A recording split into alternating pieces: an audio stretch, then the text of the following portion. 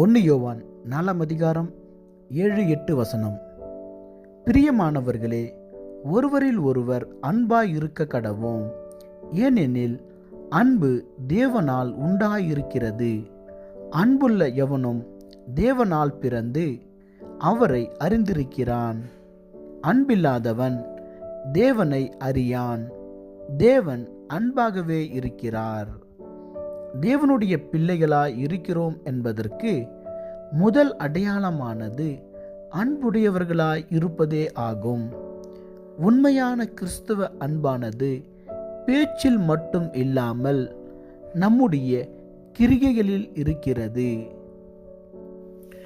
தேவன் நம்மை நேசிப்பது போல நாமும் மற்றவர்களை நேசிக்க வேண்டும் என்று தேவன் சொல்லுகிறார்.